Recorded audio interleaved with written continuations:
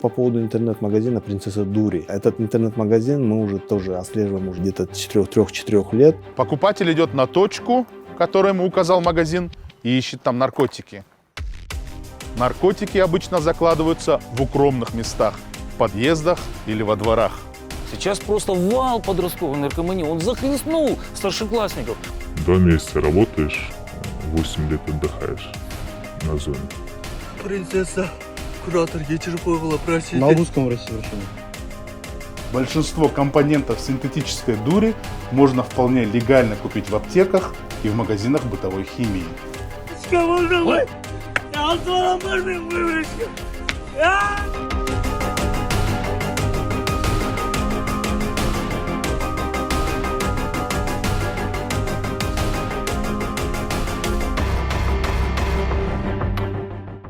В Кыргызстане наблюдается бум продаж синтетических наркотиков через онлайн-магазины. Основные потребители – дети школьного возраста. Тревогу бьют депутаты Джогорку Кеңеша, правоохранительные органы, СМИ и пользователи соцсетей. Под угрозой оказался генофонд целого народа. «Принцесса Дури» – название, которое в последнее время не слезает с заголовков кыргызстанских СМИ и соцсетей. Это один из крупнейших онлайн-магазинов, который продает синтетические наркотики в странах Центральной Азии. Это транснациональная, организованная преступная группировка, которая имеет многочисленную армию наркодилеров, химиков и боевиков. У них есть жесткая иерархия, и они используют самые передовые технологии. Мы попытались выяснить, кто стоит за принцессой Дури, и на ее примере разобраться, как устроена онлайн-торговля наркотиками в сети Кыргызстана.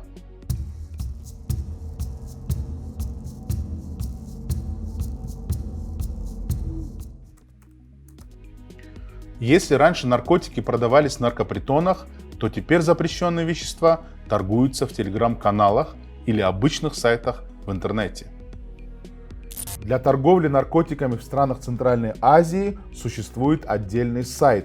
Есть там разделы о Кыргызстане, где функционирует целых 5 наркомагазинов. Один из них – печально известная «Принцесса Дури». По поводу интернет-магазина «Принцесса Дури».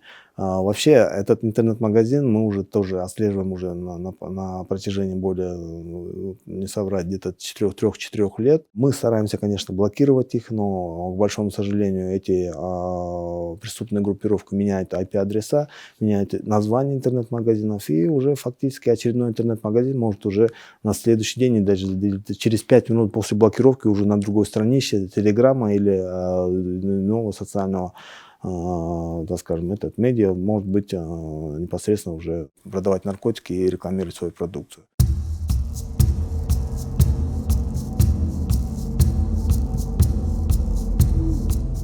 Самая низшая иерархическая ступень в наркобизнесе – это курьеры, закладывающие наркотики. Ими обычно становятся потребители, либо студенты или школьники, которые хотят быстро заработать. Но встречаются и мужчины старшего возраста. Этот байкеша, например, имеет 6 детей. Прошу прощения, больше не повторится. Точно? Точно, клянусь. Клянусь.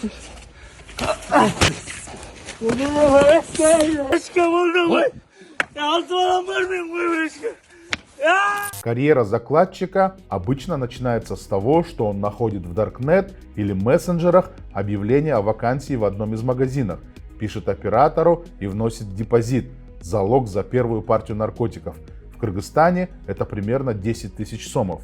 Большинство шопов, включая «Принцессу Дури», требуют показать паспортные данные у кандидата и снять на видео место своего проживания. Также кандидат заполняет небольшую анкету, указывая город проживания, возраст, род занятий, употребляет ли он наркотики или нет и выходит ли на работу. После внесения залога курьер получает координаты так называемого мастер-клада, большой расфасованной партии наркотиков, которую он забирает и закладывает в разных районах города. Каждое место закладки фотографируется и вместе с GPS-координатами отправляется в магазин. Магазин, в свою очередь, скидывает координаты покупателю. Закладчиков, пытающихся обмануть магазин и исчезнуть с наркотиками, находят и показательно избивают на камеру, а видео в качестве назидания выкладывают в интернет. Вот так расправляются с кидалами принцессы Дури. Прошу прощения у магазина принцесса Дури и у куратора. Еще будешь делать? Нет, пожалуйста! Не ори, не ори, не ори.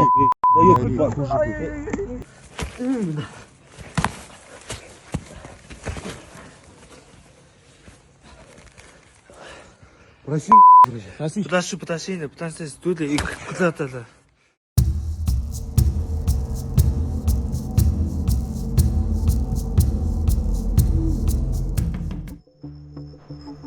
Покупатель идет на точку, которую ему указал магазин, и ищет там наркотики.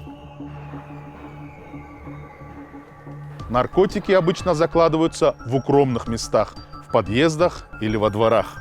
Если вы увидите у себя во дворе такого подозрительного типа, они носят капюшоны, скрывают лица, немедленно вызывайте милицию. Чем больше наркокурьеров мы отловим, тем меньше наркоторговли будет у нас в городе. Зачастую местные жители, недовольные, что возле их домов прячут наркотики, проводят рейды и вылавливают потребителей. Порой жестоко избивают курьеров и сдают милиционерам. Надо разложить, это мне сказали. Показывай, что тебе разложить надо быстро. Вот эту штуку. Как ты ее раскладываешь? Ты ее рылся сейчас здесь. Так я забирал ее отсюда по координатам. Я могу вам переписку показать. Чем больше милиция выловит наркокурьеров и изымет синтетику, тем больше вероятность, что наркошопам станет работать невыгодно, и они уйдут с нашей страны. Закладчиками работают недолго. Обычно через несколько месяцев милиция задерживает их во время размещения партии товара и начинает уголовное производство. Если суд признает курьера виновным в распространении наркотиков, он получит от 8 до 15 лет лишения свободы. Наркомагазины, судьба таких неудачливых работников не беспокоит. У нас даже есть циничная шутка по этому поводу. Работа легкая. 2 месяца работаешь, 8 лет отдыхаешь на зоне. И это правда. Мы с другом работали кладчиками. Сначала работа казалась веселой. Легкие деньги нам текли ручьем. А потом милиция поймала моего друга. Ему дали 8 лет тюрьмы. После этого я испугался и хотел бросить эту работу, выйти из игры. Но куратор мне пригрозил, что сдаст меня в милицию и меня посадят. У него были все мои данные, выйти у меня не получилось. В итоге меня все равно поймали, милиционеры, дали 7 лет тюрьмы. Отсидел и вышел. Вся жизнь сломалась у меня. Еще одного нашего друга убили конкуренты из другого наркомагазина. Эта дорога ведет либо в тюрьму, либо к смерти. Если бы у меня была возможность отмотать жизнь назад, я бы ни за что этим не занялся бы. Никакие деньги не стоят сломанной жизни. Есть у нас статьи Уголовного кодекса, там конкретно написано, что лица освобождаются от уголовной ответственности, если они своевременно заявляют о совершенном преступлении. То есть оказывается содействие в расследовании этого преступления следственным подразделением. Еще одна низшая каста наркобизнеса – люди, которые рекламируют магазины, рисуя на стенах. Это так называемый пиар-отдел компании. Такую работу обычно выполняют школьники или студенты. Самый распространенный способ нанесения рисунка с контактами магазина через трафарет. Трафаретчики работают в парах. Один рисует, другой следит за окружением. И всегда это происходит около часу ночи. Это вопрос личной безопасности. Кроме краски, у них с собой есть обычно перцовый баллон, чтобы отбиться от случайного прохожего или милиционера. Трафаретчиков тоже часто ловят и судят, дают длинный срок, как и всем наркодилерам, до 15 лет лишения свободы. Еще одна команда – фасовщики. Они расфасовывают крупную партию наркотиков по мелким пакетам. Например, амфетамин расфасовывается по пакетикам весом 0,3, 0,5, 1 и 3 грамма. Также наркомагазины имеют свое боевое крыло. Обычно это представители криминального мира, так называемые спортики, которые применяют санкции курьерам, кто взял товар, но не донес его до заказчика, решив перепродать или употребив самому. Куратор принцессы Дури обычно вывешивает вот такое объявление и дает команду найти и наказать закладчика, кинувшего магазин. За это боевики получают оплату наркотиками. Обязательное условие – курьер должен быть избит до полусмерти. Зачастую ему ломают руки или пальцы, а также он должен попросить прощения у принцессы Дури или у куратора. Принцесса, куратор, вечер было, простите. На русском вращении. Простите, больше я так не делаю. Пожалуйста, очень прошу, простите меня. Этих спортиков милиция обязательно выловит и также привлечет к ответственности за избиение кладчиков и, самое главное, за участие в наркоторговле. Вот эти факты устрашения, однозначно, это их ошибка. Они непосредственно уже участвуют в преступной организации, преступной группе.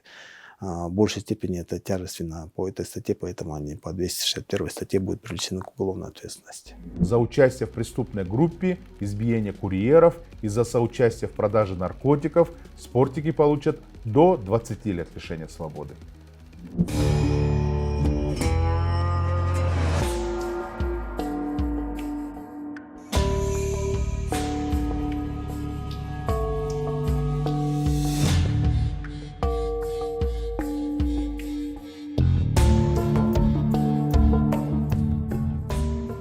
Большинство наркотиков, распространяемых интернет-магазинами, производятся в Кыргызстане в специальных нарколабораториях.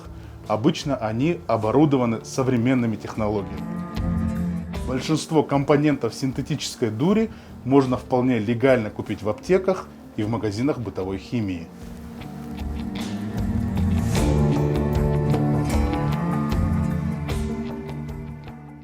Дело в том, что любой человек, владеющий определенным знанием химии, имеющий доступ к прекурсорам, а они в магазине бытовой химии, в аптеке, где угодно их можно достать, купить.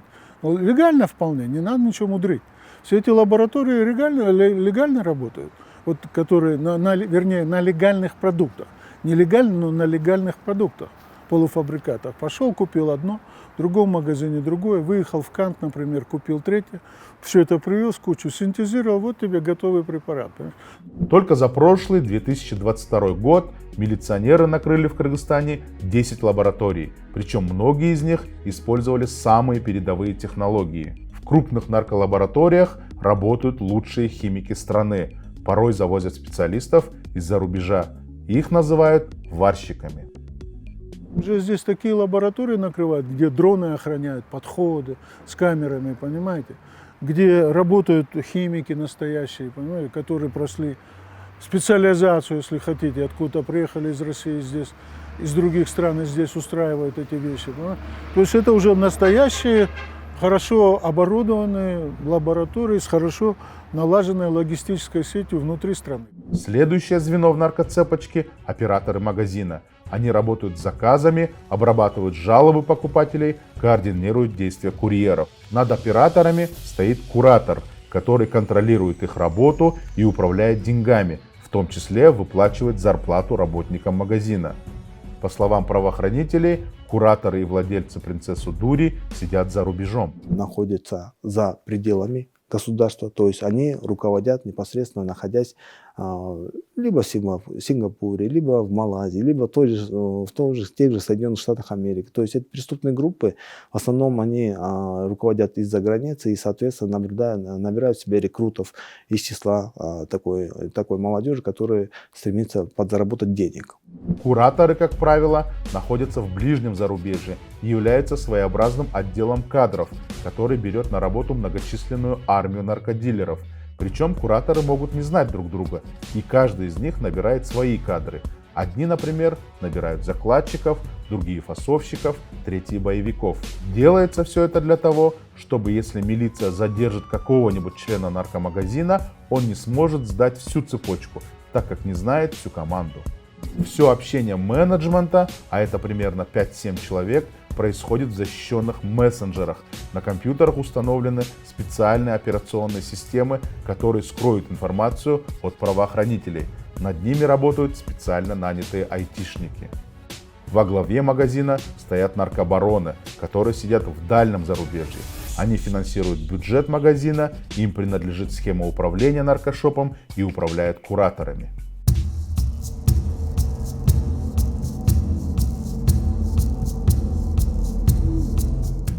1 грамм синтетических наркотиков в онлайн-рынке стоит от 3 до 8 тысяч сомов. И если первые 3 месяца наркозависимый употребляет всего 3 грамма в месяц, то в последующее время он будет употреблять от 3 до 5 грамм в одну ночь. И поэтому наркотики не только разрушают организм, но и создают огромные финансовые проблемы, полностью разрушая жизнь человека.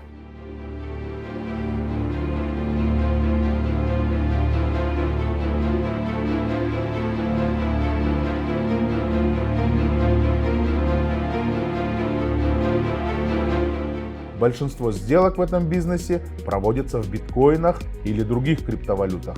Такие транзакции невозможно отследить. Все деньги, потраченные на наркотики, будут в теневой экономике и уйдут за границу.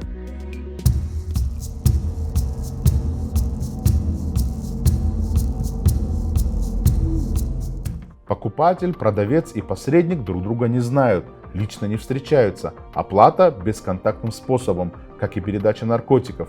Поэтому установить полную цепь в милиции не могут. Чаще всего из этой схемы в руки милиции попадают курьеры, реже лаборатории. Сам хозяин никогда. Чем ближе к потребителю, тем выше риск задержания. Однако милиционеры утверждают, что идут в ногу со временем и активно вылавливают наркоторговцев.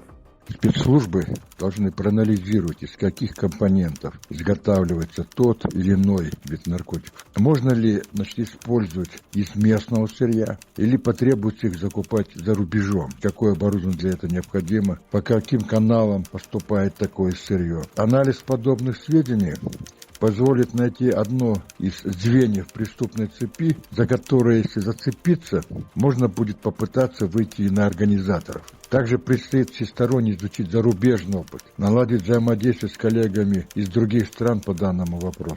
Спецслужбам предстоит заинтересовать и привлечь к этой работе наших молодых, продвинутых в данной области айтишников, чтобы использовать их возможности в борьбе с интернет-наркодельцами. Так что пора от разработки различных красивых концепций переходить к практическим и эффективным мерам.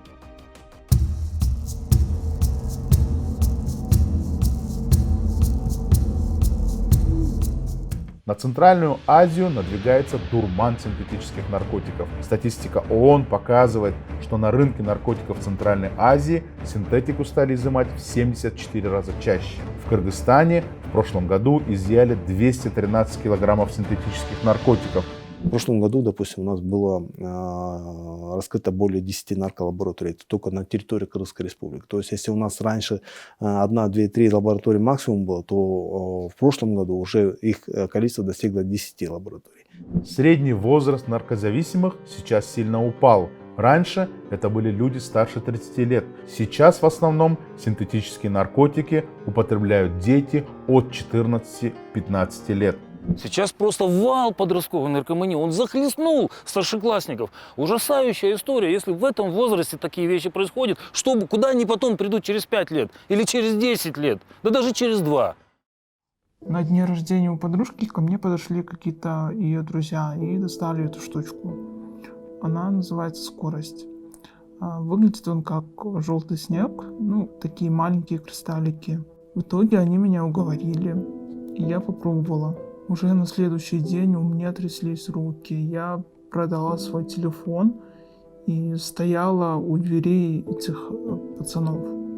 Ломки — это когда тело будто горит, а кости как тряпку выжимают. Ты не можешь ни лежать, ни сидеть, ни стоять.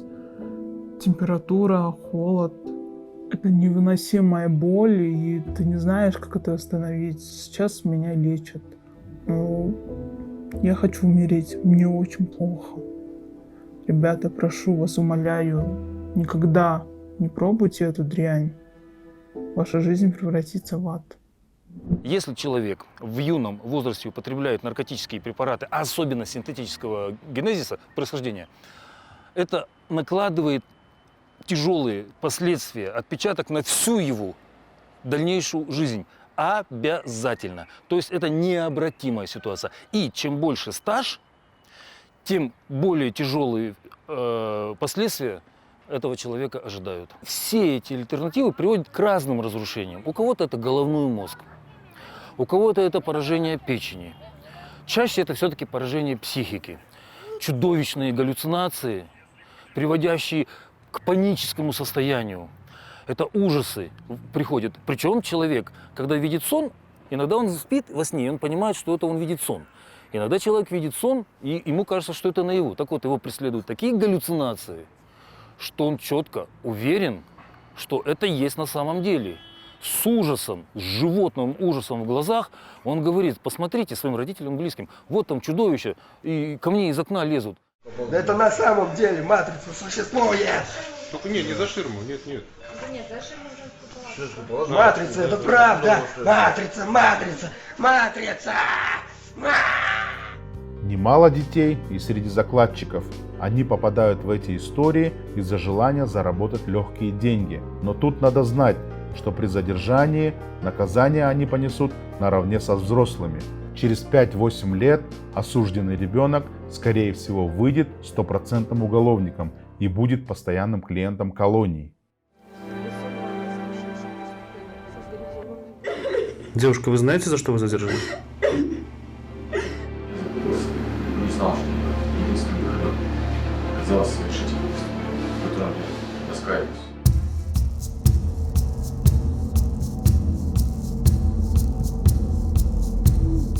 Родители, если вы заподозрили что-то, очень вас призываю отнестись к этому предельно внимательно.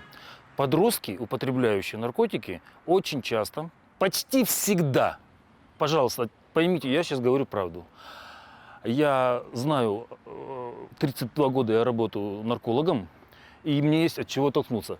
Почти 100% моих пациентов, вам очень неприятно слышать, но, к сожалению, это так, лживые, эгоистичные, изворотливые.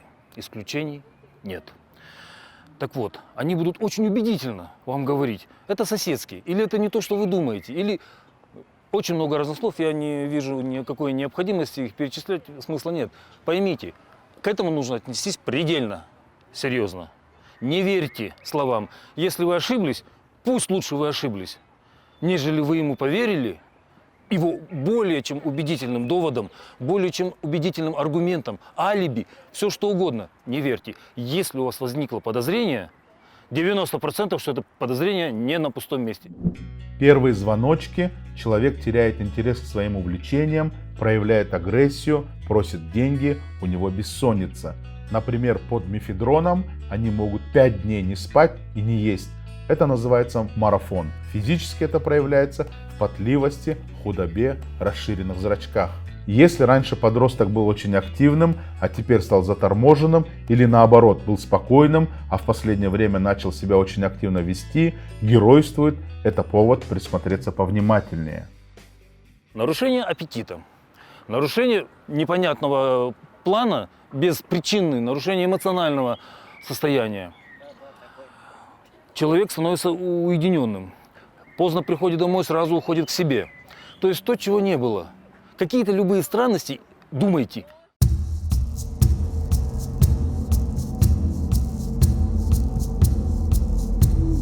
Специалисты советуют, если родители узнали, что их ребенок употребляет наркотики, то ни в коем случае не нужно его прессовать, наказывать, иначе дитя можно потерять. Его нужно вытащить на откровенный разговор и сказать: это уже случилось, давай бороться с этим вместе. Часто подросток думает, что он может сам бросить наркотики, но самостоятельно выйти из этого практически невозможно. Во-первых, соберите мочу, утреннюю мочу подростка, и сдайте ее в наркодиспансер. По крайней мере, это уже будет более или менее картинка, которая покажет обоснованность вашего подозрений или необоснованность. Но чаще всего, после того, когда вы ребенку скажете: собери утреннюю мочу, сразу же по его поведению уже можно будет понять, насколько они беспочвенные, насколько они оправданы, ваши подозрения. Это первый шаг. А второй шаг, вот то же самое, повторю еще раз, отнеситесь предельно внимательно. Обещание: мама, да, все, я понял, я осознал, мама, я брошу. Не верьте этим обещаниям. Дай Бог, чтобы они сбылись, но по моей практике эти обещания сбываются максимум в 1%. Ну хорошо, пусть в 2%. У вас есть уверенность, что вы попадете в эти 2%? У меня нет. К сожалению, многие родители, занятые своей работой, собственной личной жизнью и увлечениями, не замечают, как теряют своих детей. Вы, родители, если вы его хорошо знаете, если у вас душевный с ним духовный контакт, вы сразу почувствуете. Это, еще раз, без звоночка эти вещи не приходят. Есть у него обязательно какие-то сигналы. Просто мы, родители, заняты. Кто-то на работе, кто-то в телевизоре. А кто-то не отрывается от своего смартфона. Да последите, родители, будьте повнимательнее к своим детям. Обращайте внимание на мелочи. Не думайте, ой, подумаешь, он устал. А что-то он вчера не устал, а сегодня устал. Эта подозрительность не должна быть сильно навязчивой, чтобы ребенок не видел в вас соглядатая и врага, чтобы он видел в вас друга, старшего товарища. У вас должен быть контакт. И после того, как ребенок вам действительно откроет душу, все значительно упрощается. Но до тех пор, пока он скрывает изо всех сил, скрывает всю ситуацию, очень сложно будет что-то сделать. Нет рецепта. И волшебной палочки тоже нет. И чудодейственной таблетки нет. И даже не в деньги это упирается. Дети миллионеров. И то не застрахованы. Просто единственное, что вы можете сделать на данном этапе до начала, это создать какой-то мостик со своими детьми. Взаимопонимание и, внимание, взаимодоверие. Вот что очень важно. Будет доверие, с вами поделятся. Не будет доверия, вы не узнаете об этом. До того момента, когда уже может быть поздно.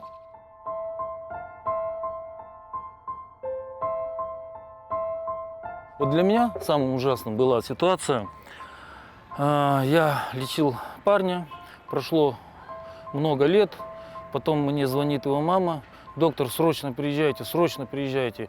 Прошло около 5 лет. Я приехал, выяснилось, что он опять начал.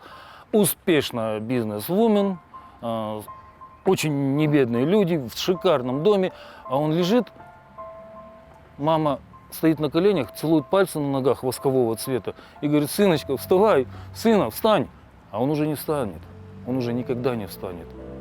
Он уже минут 20-30 как умер к моему приезду.